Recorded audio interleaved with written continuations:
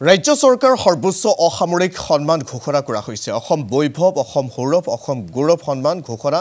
অৱসৰপ্ৰাপ্ত lieutenant general Rana Pratap কলিতালৈ Assam বৈভৱ সন্মান সংগীত শিল্পী দীপেন বৰুৱালৈ অসম সৌৰভ সন্মান ক্ৰিকেটাৰ উমা চেত্ৰীলৈ অসম সৌৰভ সন্মান ভ্ৰাম্যমান নাট্য জগতলৈ অৰিহণাৰ বাবে হেমন্ত দত্তলৈ অসম সৌৰভ সন্মান টাটা কনচালটেন্সি সাৰ্ভিসৰ প্ৰাক্তন চেয়াৰমেন ডক্টৰ এছ ৰামাদুৰাইলৈ অসম সৌৰভ বিজ্ঞানী ডক্টৰ বাপি পাল ডক্টৰ পুৰবী শইকীয়ালৈ অসম সৌৰভ লখিমপুৰৰ ফুলেশ্বৰী দত্তলৈ অসম গৌৰৱ সন্মান সংগুণ সংৰক্ষণৰ বাবে লোৱা পদক্ষেপৰ বাবে দত্তলৈ এই সন্মান বাইক ৰাইডাৰ মীনাক্ষী দাসলৈ অসম গৌৰৱ সন্মান বাইকেৰে 64খন ৰাষ্ট্ৰ ঘূৰি বিশেষ বাৰ্তা প্ৰদান কৰিছে মীনাক্ষী দাসে ফুটবলাৰ পাৰ্থ সুন্দৰ গগৈ ধুবুৰীৰ টেৰাকোটা শিল্পী ধীৰেন্দ্ৰনাথ পাললৈ অসম গৌৰৱ সৰ্থেবাৰীৰ কাঁহ শিল্পী হৰিদাস দাসলৈ অসম গৌৰৱ সন্মান শিক্ষা ক্ষেত্ৰত অৰিহণাৰ বাবে বিনং তেৰণলৈ অসম গৌৰৱ সন্মান কাৰ্বি আংলঙৰ মাঞ্জাত বিনামূলীয়া কোচিং চেণ্টাৰেৰে সেৱা আগবঢ়াইছে তেৰণে একুৱা কালচাৰৰ বাবে শ্ৰীভূমিৰ নজৰুল হকলৈ অসম গৌৰৱ কৃষি ক্ষেত্ৰত উৎকৃষ্ট প্ৰদৰ্শনৰ বাবে যোৰহাটৰ বিশ্বজিৎ বৰালৈ অসম গৌৰৱ বজালীৰ দুগ্ধ বিপ্লৱৰ অন্যতম বাটকটীয়া ভাৰত কলিতালৈ অসম গৌৰৱ বড়ো সাহিত্যিক বৰলাংফা দাৰ্জাৰী লোকনৃত্য শিল্পী ৰাম চাচনিলৈ অসম গৌৰৱ সফল ষ্টাৰ্টআপৰ বাবে উপমান্য বৰকাকতি ডেভিড প্ৰতিম গগৈলৈ অসম গৌৰৱ এইবাৰ তিনিটা অনুষ্ঠানক প্ৰথমবাৰৰ বাবে অসম গৌৰৱ সন্মান প্ৰদান কৰা হ'ব কলিয়াপুৰৰ সমীপৰ Daturanga eco development committee and income SHG তিনিচুকীয়াৰ বাৰেকুৰি গাঁৱৰ ইকো ডেভেলপমেণ্ট ছ'চাইটি আৰু নগাঁৱৰ হস্তিবন্ধু NGOলৈ অসম গৌৰৱ সন্মান আগবঢ়োৱা হ'ব 30 মাৰ্চত ৰাজ্যপালে প্ৰদান কৰিব এই সন্মান বঁটাসমূহ ঘোষণা কৰিলে মুখ্যমন্ত্ৰী হিমন্ত বিশ্ব শৰ্মাই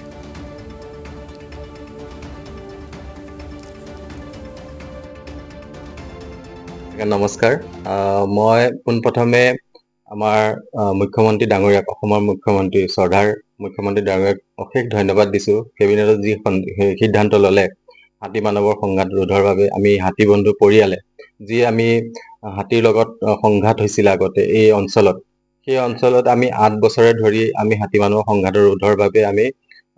যিমান পাৰোঁ আমি চেষ্টা কৰিছিলোঁ যাতে হাতীকিটো সুৰক্ষিত হৈ থাকক আৰু মানুহখিনিও সুৰক্ষিত হৈ থাকক মই পোনপ্ৰথমে মই ধন্যবাদ দিছোঁ পুনৰবাৰ আমাৰ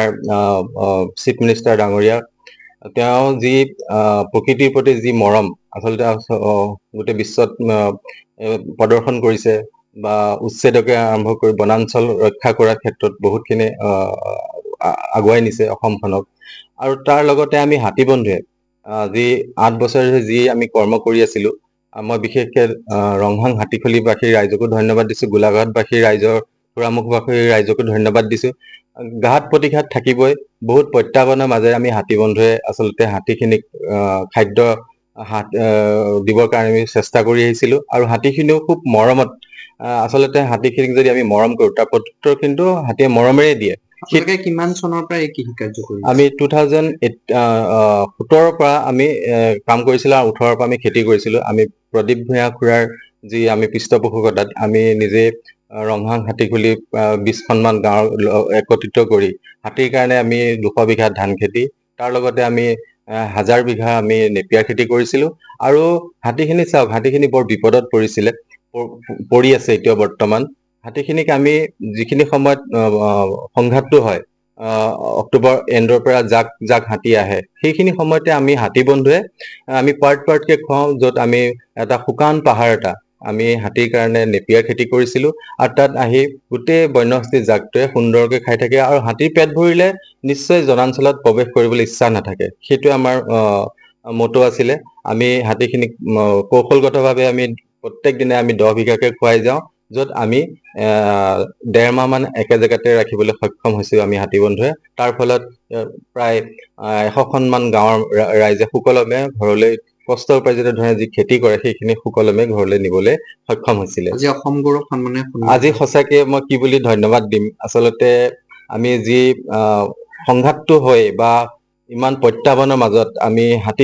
হাতীখিনিৰ যিটো তাৰণা আচলতে হাতীখিনিয়ে যিখিনি মাত্ৰ আজি চাওক ব্ৰিটিছৰ সময়ত 1 লাখৰ ওপৰ হাতী আছিলে কিন্তু এতিয়া 5000ৰো চাগে কম আছে লাহে লাহে আৰু 50 বছৰৰ পাছততো হাতী নাথাকিবই মোৰ ভাল লাগিছে, লগতে ভাল লাগিছে এইকাৰণে বহুত আমাৰ যিখিনি ফাৰ্মাৰ কামদেৱী গোটেই ফাৰ্মাৰখিনিয়ে বহুত দিনৰ পৰা লগ লাগি আমি এক জোট হৈ পেলাই কাম কৰি আছোঁ আৰু সেই কামৰ কাৰণে আজি আমি এইটো পোৱাৰ কাৰণে সক্ষম হ'লোঁ। ইয়াৰ আগত আমি গোপাল ৰত্নও পাইছোঁ তেনেকৈ সমূহীয়াভাৱে। এইটো ভাৰত চৰকাৰৰ পৰা দিছিল? সেইটো ভাৰত চৰকাৰৰ পৰা পাইছিলোঁ। কিমান চনৰ পৰা আপুনি দুগ্ধ উৎপাদনৰ সৈতে জড়িত? মইতো বহুত আগৰ পৰা, বিশেষকৈ এই ছ'চাইটি আকাৰত আমি 2002ৰ পৰা মানে এইটো কৰি আছিলোঁ আৰু এতিয়া আহি ধৰক যিটো অলপ ইফালে আছে। গতিকে ভাল লাগিছে, কাৰণ কষ্ট কৰি কাম এটা কৰিলে তাৰ যেতিয়া সফলতা লাভ কৰা হয় তেতিয়া ধৰক মনত আনন্দ লাগে আৰু মনত আনন্দ লাগিছে আজি বিশেষকৈ গোটেই নিত্যানন্দবাসী আপুনি যে সকলোকে তাৰমানে নিজৰ যিখিনি কাম সেইখিনি নিয়াৰিকৈ কৰা আৰু তাত একান্তপতীয়াভাৱে লাগি থকাটোৱেই দৰকাৰ। কাম সৰু ডাঙৰ নাই, কামেই তাৰমানে যিকোনো কাম। গতিকে তাত যদি একান্তপতীয়াভাৱে কৰি থকা যায় তেতিয়া তাৰ সফলতা একদিন নহ'লেও আহিব। এইটো ধৰক প্ৰথম যেতিয়া আমি 2002ত আৰম্ভ কৰোঁ সেই সময়ত পাঠশালাক সামৰি পেলাই আমি গোটেই বজালিতে এখন দুগ্ধ সমবায় গঠন কৰিছিলোঁ আৰু তাৰ সদস্য সংখ্যা আছিল 5000। তাৰপিছত ৱৰ্ল্ড বেংক আহিল আসাম গভৰ্ণমেণ্টৰ আৰু ৱৰ্ল্ড বেংক অহাৰ পিছত তাৰমানে বহুতো ছ'চাইটি জন্ম দিলে নতুন কৰি। তেতিয়াই আমাৰ ইয়াতো কামধেনু জন্ম হ'ল আৰু কামধেনু জন্ম হৈ পেলাই তেতিয়াৰ পৰা আমি গোটেইবিলাকে একান্তপতীয়াভাৱে লাগি থাকিলোঁ। তেতিয়া আমাৰ সদস্য সংখ্যা যথেষ্ট আছিল, প্ৰায় 1300জন আছিল আৰু সেইখিনি এতিয়া ভাগ ভাগ হৈ গৈছে, মানে সৰু সৰু ছ'চাইটি বনোৱা হৈছে। গতিকে গোটেইখিনিয়ে লগ লাগি পেলাই এই কামটো কৰাৰ কাৰণে আমি আজি সফলতা লাভ কৰিছোঁ, সেইখিনিয়ে কথা। আন এগৰাকী বঁটা প্ৰাপকৰ সৈতে উপস্থিত আছে আমাৰ মংগলদৈ সাংবাদিক পংকজ শৰ্মা। পংকজ শৰ্মাই যুগুত কৰা এক প্ৰতিবেদন আছে, এই মুহূৰ্তত সেই প্ৰতিবেদন আগবঢ়াইছে। হয়, অসম চৰকাৰে ঘোষণা কৰিছে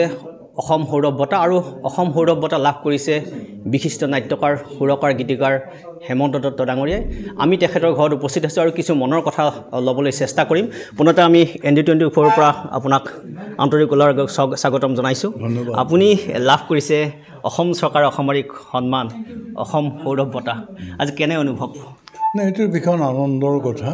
কাৰণ এটা কথা কি পুৰস্কাৰৰ নামত বা স্বীকৃতিৰ নামত আমি আগতে যেতিয়া আমি সৰু কাপ একোটাকৈ পাইছিলোঁ সেইদিনাখনে ঘৰত টোপনি নাহে ৰাতি আমাৰ। গতিকে এইটো যেতিয়া অসম চৰকাৰৰ পৰা মই এটা স্বীকৃতি পাইছোঁ, মোৰ শিল্প সাধনাৰ কৰ্মৰ এটা স্বীকৃতি, সেইটো ভীষণ আনন্দৰ কথা। মই ভীষণ আনন্দ পাইছোঁ আৰু এই ক্ষেত্ৰত মই অসম চৰকাৰৰ ওচৰত চিৰকৃতজ্ঞ হৈ ৰ'ম। মই চিৰকৃতজ্ঞ হৈ ৰ'ম আৰু মই চিৰকৃতজ্ঞ হৈ ৰ'ম। আপুনি ভ্ৰাম্যমান জগতত বহু বছৰ কাম কৰিছে, বহু গীত লিখিছে, সুৰ কৰিছে বা চিনেমাটো কৰিছে। আপুনি এই বঁটাৰ পিছত কেনেধৰণৰ পদক্ষেপ ল'ব বা কেনেধৰণে আগবাঢ়ি যাব? আৰু নহয়, এতিয়া ধৰি লওক মোৰ বয়সো হৈছে, 80 পাৰ হৈ গৈছোঁ যেতিয়া, মোৰ বয়সো হৈছে। গতিকে এতিয়া কিছুমান চিন্তা নাহে। এতিয়া বহুত নাটক, আৰু এতিয়া নাটক লিখাৰ কথা মই ভাবিব নোৱাৰোঁ এইকাৰণে যে এতিয়া নাটকৰ ধাৰাটো সলনি হৈছে, বহুত সলনি হৈছে। আকৌ নিজকে বহুত প্ৰিপেয়াৰ কৰিব লাগিব এতিয়া ধাৰাৰ লগত নিজকে খাপ খুৱাবলৈ। গতিকে সেইটো দুৰূহ, মোৰ কাৰণে দুৰূহ কাম, সেইটোত মই হাত নিদিওঁ, সেই সাহস মোৰ এতিয়া নাই। কিন্তু মই এতিয়া গীতো ৰচনা কৰিবলৈ এতিয়া এটা বয়স থাকে মানুহৰ। এতিয়া সংগীত আৰু গীতৰ হৈছে কি, মই সুৰৰ ওপৰত গান লিখা মানুহ, মই মোৰ কথা কৈছোঁ যে মই সেইকাৰণে গীতিকাৰ বুলি ক'লে মই লাজ পাওঁ। আচলতে মই গীতিকাৰ নহয়, মই গান লিখা মানুহ দেই। সুৰ এটা পালে মই তাৰ কথা বহুৱাই যাব পাৰোঁ। গতিকে এনেকুৱা ক্ষেত্ৰৰ কাৰণে গোটেইকেইটা লাইনতে মই কিবা নহয় কিবা অলপ কৰিছোঁ, কৰিবলৈ চেষ্টা কৰিছোঁ। অন্ততঃ সংগীততে হওক বা গীত ৰচনাৰ ক্ষেত্ৰতে হওক, নাটকৰ ক্ষেত্ৰতে হওক, বোলছবিৰ ক্ষেত্ৰতে হওক। মই বোলছবিৰো পৰিচালনা কৰিছিলোঁ। এনেকুৱা ধৰণৰ চব ক্ষেত্ৰতে মই অলপ কিবা নহয় কিবা কৰিছিলোঁ তাৰ কোনোবাটো প্ৰশংসা পাইছোঁ কোনোবাটো নিন্দাও পাইছোঁ যি নহওক এই প্ৰশংসা নিন্দাৰ মাজতে আমাৰ জীৱন শিল্প সাধনাৰ মানুহটো হৈছে প্ৰশংসা আৰু নিন্দাৰ মাজতে নিন্দা পালেও আমি তাকো প্ৰশংসা বুলিকে ধৰি লওঁ এতিয়া ধৰি লোৱা এইবাৰ এইটো যেতিয়া স্বীকৃতি এটা পাইছোঁ অসম চৰকাৰৰ যে মোৰ যেন ইমান বছৰৰ যে কৰ্মজীৱনৰ মই এটা ডাঙৰ স্বীকৃতি পাইছোঁ গতিকে সেই হিচাপে মই অসম চৰকাৰক মই কৃতজ্ঞতা জনাইছোঁ মই ধন্যবাদ জনাইছোঁ যে মোৰ এই স্বীকৃতি মোৰ কৰ্মজীৱনত স্বীকৃতি দিয়াৰ বাবে এই ধৰণে আজি আমি হেমন্ত দত্ত ডাঙৰীয়াৰ ঘৰত উপস্থিত হ'লোঁ আৰু সাংস্কৃতিক বৰপথাৰখনত তেখেতৰ যি অৰিহণা আছিল তেখেতৰ যি কৰ্মৰাজি যি সৃষ্টিৰাজি এই অতুলনীয় আজি অসম চৰকাৰে শেহতীয়াভাৱে যি বঁটা ঘোষণা কৰিছে সঁচাকৈ উৎফুল্লিত হৈছে দৰংবাসী মঙলদৈবাসী আৰু এখেতৰ পৰিয়ালবৰ্গ মই কোনোদিন ভবা নাছিলোঁ এই খবৰটো পাই মোৰ ভালো লাগিছে বাৰু তেওঁ যে মাননীয় বিশ্ব সমাজ চাহে মোলৈ এই খবৰটো পায় তেওঁ এটা হেৰি সম্বোধন দিছে সেইটোতে মই সুখী হৈছোঁ আৰু ভাল লাগিছে আৰু এতিয়া অকণমান মই কিন্তু ভবা নাছিলোঁ কোনোদিন যে মোৰ কিবা এটা এইটো হ'ব বুলি মই ভাল লাগি থকা নাছিলোঁ একেবাৰে গাঁৱলীয়া মানুহ একেবাৰে আজৰি শুনিয়া মই এইখিনি মোৰ নিজৰ মানে প্ৰকৃতিৰ কাৰণে ৰাখিছিলোঁ এই গছখিনি জীয়াই থাকক বুলি আৰু তাৰ ভিতৰতে এতিয়া যেতিয়া তেওঁলোকে বাঁহ ৰুলেহি তেওঁলোকৰ মই নিজৰ ল'ৰা ছোৱালীলৈ এতিয়া ভাবি আছোঁ এইখিনি কোনো পধ্যেই কাটিব নোৱাৰোঁ ফৰেষ্ট ডিপাৰ্টমেণ্টৰ মানুহ আহিছে এইখিনি চাবলৈ মেলিবলৈ তেওঁলোকে যোগাযোগ কৰি আছে আৰু মই সেইকাৰণে এইখিনি এতিয়া ৰাখিব লাগিব নিৰাপদ কৰিয়ে ৰাখিছোঁ বহুতভাৱে কৈছিলোঁ সেইখিনি কথা আওকাণ কৰি মই তেওঁলোকৰ কথা নামানো আওকাণ কৰিলে গছখিনি যে একেবাৰে পুৰণা গছ আৰু আইতা দেউতা ককা দিনৰ গছ গতিকে এইখিনি গছ জীয়াই থাকিলে যে মানৱ দেহাটো মানৱ জাতিটো যে জীয়াই থাকিব কিন্তু প্ৰকৃতিৰ লগতহে মানুহৰ সংৰক্ষণ আছে প্ৰকৃতি আৰু পৰিৱেশ এইটো জীয়াই থাকিলে মানৱ জীৱনটো মানুহ জীয়াই থাকিব তাক ভাবিয়ে মই এইখিনি প্ৰতিভা হেৰি কৰি আছোঁ সদায় 1989 চনৰ পৰা আমাৰ এই বাৰীখনত সঘনাই বাস কৰি আছিল প্ৰথম মাত্ৰ এটাই বাঁহ আছিল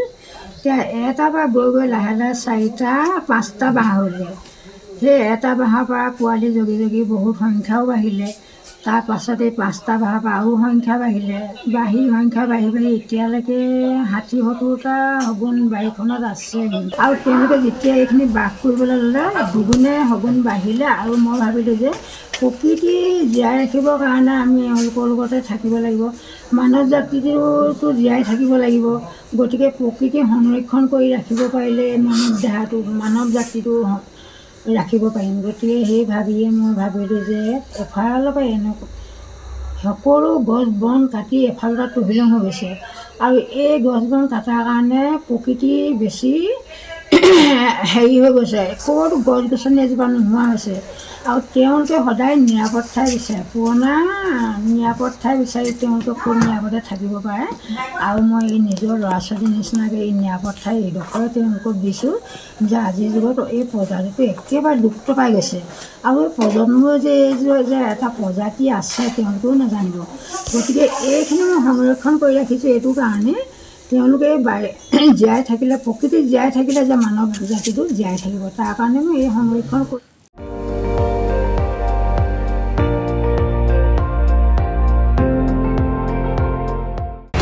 আপুনি চাই আছে ND24 সৰ্বশ্ৰেষ্ঠ নহয় সৰ্বোত্তমৰ দৌৰা